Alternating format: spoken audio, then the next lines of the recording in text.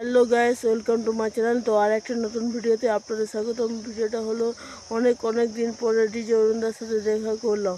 হ্যাঁ গাইস, তোমরা ঠিকই শুনেছি যে অনেক দিন পরে ডিজে অরুণদার সাথে দেখা করলাম।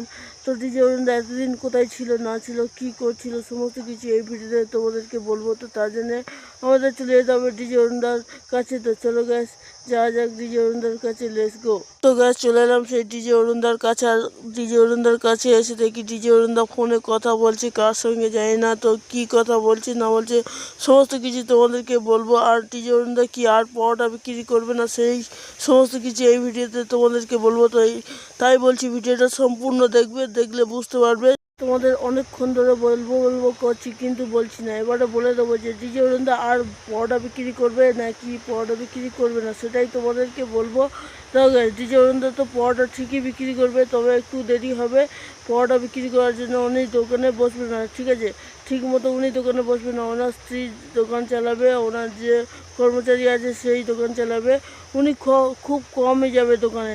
তো সেই কমে যাওয়ার জন্য উনি বলেছে আমাদেরকে, একটাই কথা বলেছে, যেটা হলো উনি যখন দোকানে থাকবে তখনই দোকানের ভিডিও করবে, বাদ বাকি সময় ভিডিও করবে না। সেটা আমাদেরকে আর কি মানা করে দিল যে তোমরা এরকম টাইমে যাবে যে যখন আমি থাকবো দোকানে, তখনই যাবে, তার আগে তোমরা দোকানে যাবে না, গিয়ে হয়তো ভিড় করবে না এবং ভিডিও করবে না, সেটা মানা করলো। আর যেটা উনি ফোনে কথা বলছেন, উনি একটা লোকের সঙ্গে ফোনে কথা বলছে যেটা ওনার খুবই আত্মীয়, তার সঙ্গে ফোনে কথা বলছিল, কথা বলে একটু মনটা ফ্রি করছিল।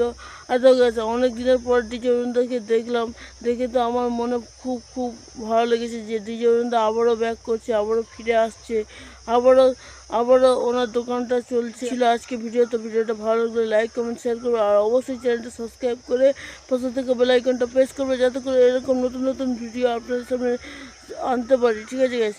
নতুন ভিডিও আপনাদের সামনে আনতে পারি। তো ভিডিওটা সম্পূর্ণ দেখার জন্য অসংখ্য ধন্যবাদ।